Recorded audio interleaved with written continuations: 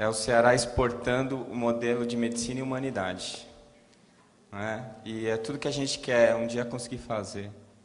E que a gente quer ver dentro da faculdade de medicina. Né? E eu espero que isso seja breve. O meu assunto é impacto da reencarnação na mudança de paradigma. E eu confesso que eu tenho um certo problema, porque toda vez que eu estou diante de uma palestra, eu tenho necessidade de estabelecer conceitos. Né? Toda vez que a gente usa uma palavra, eu acredito que as palavras, elas muitas vezes atrapalhem a transmissão dos pensamentos. A gente fala uma coisa, querendo dizer uma coisa, e a pessoa ouve outra, né? Como já foi dito aqui. Então, eu queria deixar claro esse conceito de paradigma, que foi colocado por Kuhn. Paradigmas são realizações científicas, universalmente reconhecidas, que durante algum tempo fornecem problemas e soluções modelares para a continuidade de praticantes de uma determinada ciência. Veja bem, eu grifei, durante algum tempo, ou seja, os paradigmas são temporais, são ferramentas que devem ser utilizadas enquanto são úteis.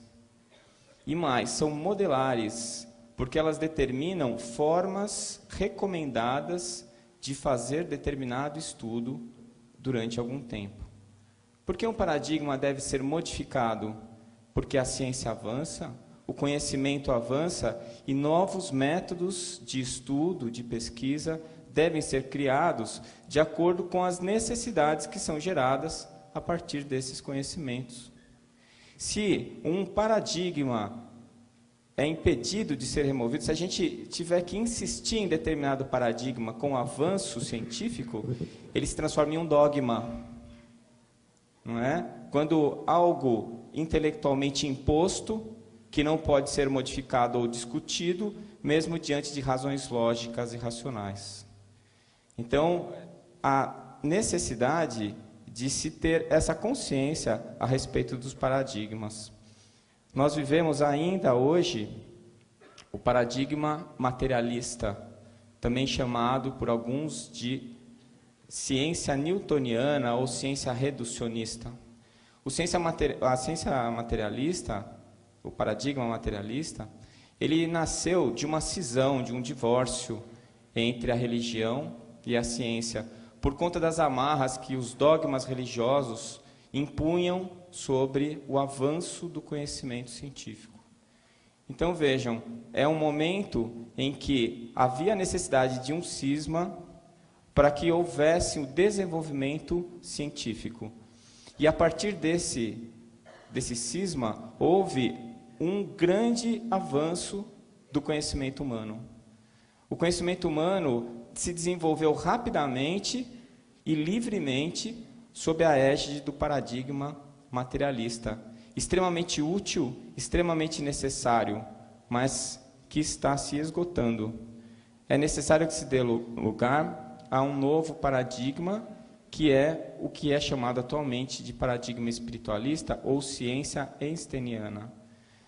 A ciência newtoniana recebeu esse nome por conta do modelo newtoniano, né, da importância dele na sua época, e a ciência einsteiniana recebe esse nome por conta da importância dos conceitos trazidos por Einstein e que trazem uma nova dimensão para a física e, consequentemente, para todas as áreas do conhecimento humano, incluindo a biologia. Então, é um novo paradigma que está sendo implantado, é uma mudança de paradigma. O Dr. Fernando Guimarães, colega nosso da AME Santos, ele fez um levantamento biográfico que está bastante de acordo com aquele mostrado pelo Dr. Kennan hoje. Ele fez uma pesquisa no Medline, que é o National Library of Medicine. É um banco de dados onde nós costumamos buscar as nossas referências bibliográficas. Em 1999, o acervo total do Medline era de 4.300.000 artigos, sendo que 364 tratavam de espiritualidade ou algum tipo de pesquisa relacionada ao que nós chamamos de paradigma espiritualista. Em 2003, o acervo cresceu para 12 milhões de artigos. E os trabalhos sobre o paradigma espiritualista cresceram para 33.500 artigos. Ou seja, enquanto houve um crescimento do acervo em 4 vezes, os estudos com uma atenção para o paradigma espiritualista cresceu 20 vezes. E numa última olhada que ele fez há alguns meses atrás, o acervo havia crescido para 15 milhões, sendo que 29.200 apenas sobre a prece. Trabalhos tratados apenas sobre a prece. Então, já está ocorrendo a mudança de paradigma. Como disse Albert Einstein, o materialismo está terminando por falta de matéria. Nós estamos estudando as partículas subatômicas, chegamos no fundo do poço da matéria e não conseguimos definir vida, não conseguimos definir a embriologia, não conseguimos responder às questões mais elementares que já nos assombram desde o início dos tempos. A mudança de paradigma, ela está se comportando da maneira como disse o filósofo. Toda verdade passa por 3 etapas. Primeiro é ridicularizada, depois violentamente antagonizada e finalmente é universalmente aceita como auto-evidente. Arthur Schopenhauer. Em alguns lugares onde nós vamos, ainda somos ridicularizados. Em outros lugares, violentamente antagonizados. Isso é um bom sinal. Estamos progredindo. Né? Porque chegará o dia, com certeza, que o conhecimento da espiritualidade, a aplicação desse conhecimento na prática diária da medicina e de todos os recursos humanos, será algo considerado auto-evidente. Um novo paradigma está em instalação, e aqui eu quero chamar a atenção que a ciência acaba tendo seus dogmas. E eu devo fazer uma correção. A ciência não tem dogmas. Quem tem os dogmas são os cientistas. Então, os paradigmas que insistem em permanecer mesmo esgotados devem ser derrubados. Como disse o Dr. Ian Stevenson, a ciência caminha na medida dos funerais. Então é necessário que os atuais gatekeepers, né, os donos da verdade, os maiores cientistas e que publicam e que são os chefes de cadeira das grandes universidades, que eles desencarnem, para usar o termo correto, e seus descendentes possam trazer as novas tecnologias, as novas visões, os novos conhecimentos. Então, diante desse novo paradigma, a gente finalmente vai poder definir vida. A vida é o fator organizador. Dr. Aline Margulis, no seu livro Que é Vida, disse que vida são ilhas de organização no mar de caos.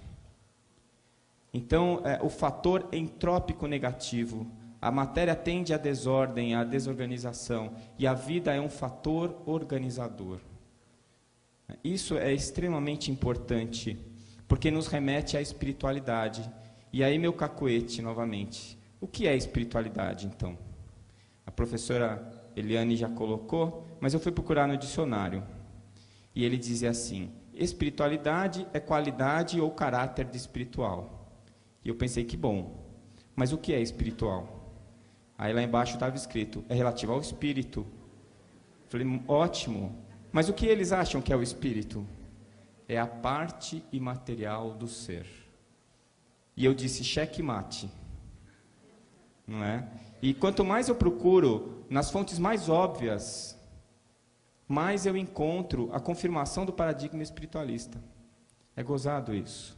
Não é? Admitir a porção imaterial do ser é admitir um princípio organizador, uma fração entrópica negativa, algo não material, mas que é capaz de organizar a matéria. Se a vida é a organizadora da matéria, ela deve preexistir a matéria. Portanto, você já existia antes do seu corpo existir. Se você já existia, não depende da matéria para existir. Se você não depende dela para existir, vai continuar existindo quando o seu corpo terminar. Se o seu corpo pôde associar-se alguma vez à matéria, por que ele não pode fazer de novo?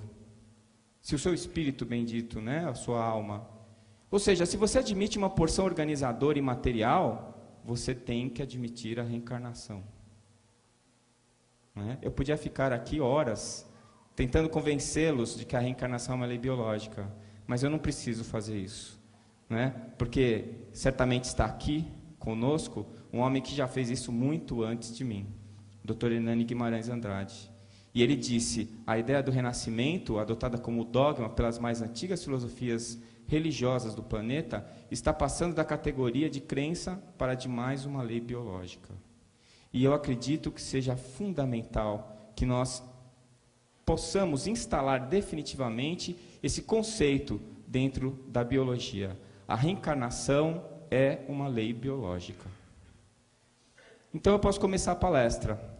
Eu posso começar a falar qual o impacto da reencarnação na mudança de paradigma. A reencarnação, na minha opinião, deve conduzir de maneira definitiva a ciência para o paradigma espiritualista, ferindo de morte o materialismo. Veja bem, nós não somos inimigos da ciência materialista que gerou tudo aquilo que temos hoje, mas é necessário que nós coloquemos o paradigma materialista nos livros de história e que nós possamos fazer essa mutação que libera a ciência, liberta a ciência para novas possibilidades de pesquisa.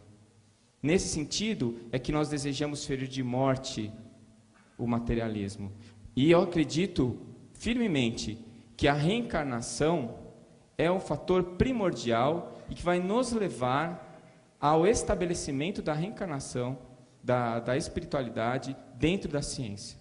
A reencarnação é o fator condutor. E aí nós vamos fazer um pequeno exercício de futurologia.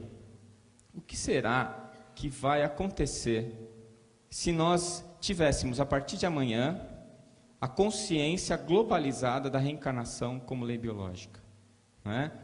Não pode ser por medida provisória. É algo que tem que ser conquistado, que tem que ser colocado. Né? É necessário que se vençam os preconceitos, as dificuldades. Né? Talvez que se esperem alguns funerais, mas esse paradigma vai se estabelecer. E quando ele se estabelecer, para onde ele nos levará? A admissão de um metassistema, a palavra metassistema pode ser facilmente substituída aqui pelo conceito de modelo organizador biológico, colocado pelo Dr. Hernani Guimarães. Este modelo organizador biológico, ele explica uma série de dificuldades que nós temos na embriologia. Quais são as duas maiores dúvidas da embriologia hoje? Quem orienta a diferenciação celular? E quem orienta a distribuição espacial das células? Por que aquela célula que tem o mesmo DNA, a mesma carga genética, decide transformar-se em um neurônio e sobe? E aquela outra célula, que tem o mesmo DNA e a mesma informação, decide transformar-se em músculo e desce para formar o músculo da perna? Essa relação tridimensional de distribuição celular é absolutamente desconhecida. Essa capacidade de orientação celular é absolutamente desconhecida, porque nós ainda não admitimos o modelo organizador biológico. Os campos biomórficos que orientam as células e as estimulam. É óbvio que ainda vamos encontrar uma série imensa de mecanismos bioquímicos celulares que permitem essas diferenciações. O conhecimento da biologia celular, quanto mais profundo for, mais vai nos aproximar do conhecimento da interface físico-etérica, do ponto exato onde o espírito manda suas ordens para o corpo físico, onde o perispírito, como nós espíritas chamamos, ou o metassistema, ou o modelo organizador biológico, consegue editar o caminho e a diferenciação das suas células. No momento em que nós adquirirmos a consciência e a tecnologia desses modelos organizadores biológicos, nós poderemos fazer diferenciação celular in vitro. Talvez, como já previu de certa maneira o Dr. Hernani Guimarães, a confecção de máquinas capazes de gerar campos biomórficos sintéticos em laboratório. E esses campos biomórficos nos possibilitariam uma nova ciência, a engenharia de órgãos e tecidos. Então você tem um problema no fígado, você precisa de um transplante hepático, você vai no seu médico, ele colhe uma biópsia do seu fígado e manda essa célula para um laboratório de engenharia de órgãos e tecidos. É criado um campo biomórfico sintético de um fígado novo, as células são estimuladas, se desenvolvem estruturalmente, formando um novo fígado, que é seu, e que vai ser transplantado em você mesmo, sem nenhuma dificuldade de captação de órgão, de doador e de compatibilidade. A recuperação dos tecidos, quem sabe, se essas máquinas não crescerem, e da mesma maneira em que você entra em uma máquina de tomografia, você entre em uma máquina de organização de campo biomórfico, e você possa reestruturar determinada parte do seu corpo que foi lesada por um trauma ou por uma doença degenerativa. Se nós podemos estimular as células in vitro, talvez possamos fazer o mesmo in vivo, utilizando a tecnologia e interferindo no corpo físico com uma tecnologia semelhante àquela utilizada pelo seu próprio perispírito para organizar o seu corpo físico. A fisiopatologia das malformações congênitas vai finalmente poder ser esclarecida. A imensa minoria dos casos de malformação congênita podem ser explicadas por algum fator. E mesmo essas são muito mal explicadas, como colocou muito bem o Dr. Ian Stevenson. Nós ainda não conhecemos a origem das malformações congênitas porque elas são um defeito dos campos biomórficos. Elas são um defeito do modelo organizador biológico.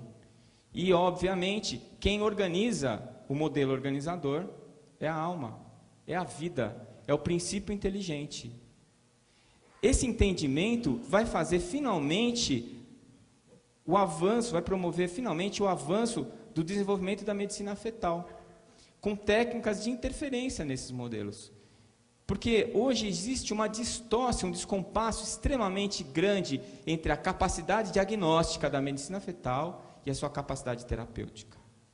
E isso está gerando, por conta da dificuldade do médico atual de aceitar os seus limites, está gerando condutas que são antíteses daquilo que o médico deveria se propor a fazer. Porque diante de uma malformação grave, muitos colegas se limitam a interromper a vida, porque não tem como corrigir, não tem como interferir.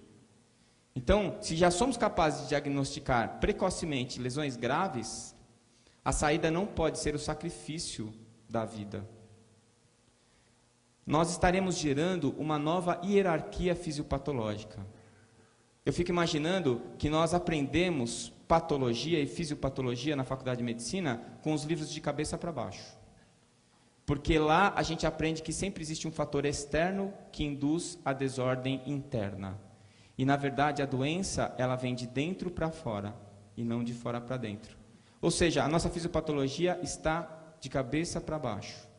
É necessário que se entenda e se estude a anatomia e a fisiologia transdimensional, considerando o ser transdimensional. Considerando que nós, enquanto seres encarnados, coexistimos em duas dimensões diferentes. E há uma interferência, uma interconectividade entre essas duas porções. Então, a etiopatogenia estará sempre no princípio organizador, porque o corpo físico recebe ordens e as cumpre. Quem as edita é a alma. Portanto, se há algum distúrbio, alguma disfunção, alguma doença, há um problema de comando. E este comando está sempre no princípio inteligente, no fator organizador. E como corrigir esses princípios? Como corrigir essas ordens desarmonizadas? Você tem que alterar os seus sentimentos. Você tem que gerar novas ideias. Você tem que promover novos pensamentos. E isso ninguém pode fazer por você. Por um princípio também básico, chamado livre-arbítrio. A única pessoa capaz de modificar a sua alma é você mesmo. E aí que entramos no Evangelho como texto terapêutico. Porque o Evangelho ensina a cada um de nós a maneira como podemos modificar-nos, a maneira como podemos modificar o nosso comando para que ele harmonize o perispírito e harmonize, consequentemente, o corpo físico. É a medicina do terceiro milênio, a medicina do Cristo. E aqui eu digo de novo, como é engraçado, quanto mais a gente avança na tecnologia, mais a gente percebe que já está tudo colocado há muito mais tempo do que nós imaginamos. A medicina do futuro, ela já vem sendo feita há muito tempo. E é hoje, né, nos postos de saúde, onde existem as rezadeiras, ou nos centros espíritas, nas cidades onde nós moramos, que se pratica a medicina do futuro, a medicina do Cristo. As mudanças éticas e morais que vão vir em decorrência do conhecimento da reencarnação, elas estão relacionadas ao novo conceito de vida e elas vão impedir que se discuta o aborto. Nós vamos passar a dar maior respaldo e maior respeito aos embriões e aos direitos do embrião, como se isso já não fosse necessário hoje. Mas você vai começar a ver o embrião, o feto, como um indivíduo complexo que já existia antes e, portanto, tem de ser respeitado. Uma nova visão da morte, que agora é chamada desencarne, vai orientar os suicidas, que vão perceber que eles não vão resolver os seus problemas, não vão encerrar os seus problemas com a interrupção da própria vida, mas, pelo contrário, vão gerar novos problemas por lesões graves em seu modelo organizador biológico. E a eutanásia já não vai mais ser aceita, porque agora a morte não existe. E aquele período em que o paciente está moribundo é um período em que ele está se preparando para um novo ciclo, para o seu novo estado, para a sua nova passagem. A reencarnação, vista como lei biológica, realinha as culturas e valoriza a vida como única meta ética possível. Sem esse desalinhamento cultural, não vão haver os conflitos nem as polêmicas. Nada disso precisa acontecer para que nós possamos resolver esses conflitos éticos. Se você pegar Hipócrates, ele afirmava: primeiro, não lese. Se os médicos de hoje levassem em consideração essa premissa de Hipócrates, ninguém faria o aborto. Ninguém destruiria embriões humanos, seja para qualquer fim. Ninguém promoveria a eutanásia. Primo non nocere. Antes de tudo, não lese. Antes de tudo, não prejudique. Não é necessário nenhum conhecimento tecnológico para que nós possamos perceber que a nossa conduta médica hoje não está correta, não está alinhada. Nós precisamos homogeneizar pela ciência as questões morais. E vamos fazer isso com a reencarnação. Serão derrubados os dogmas, revolucionada a filosofia, porque agora é uma nova perspectiva de vida. Você começa a ver o seu futuro de uma maneira diferente. O seu futuro imediato não tem mais tanta importância. A aquisição de bens materiais passa a ser secundária. Você prefere dividir o que você tem agora, porque você sabe que isso vai te trazer um bem-estar depois. Não é? Como disse o Dr. José Nilson, imagina se aquele congressista que está fazendo uma maracutaia, né, para pegar um por fora, lesionando a sociedade e trazendo mais pobreza, mais fome, se ele pensasse que isso ia trazer um prejuízo gigantesco para ele depois do desencarne, será que ele ia fazer a negociata? É uma revolução, né, que eu acho que não se compara nem com a revolução provocada pelo aparecimento dos antibióticos, pelo desenvolvimento da anestesia. É a ciência e a religião voltando a se unir, extinguindo as diferenças, comungando os ideais. Parece uma coisa utópica, mas eu não sei, algum de vocês achou tudo isso assim meio familiar? Então eu posso dizer a fonte para vocês, apesar que eu acredito que a maioria de vocês já conhece. Muito obrigado.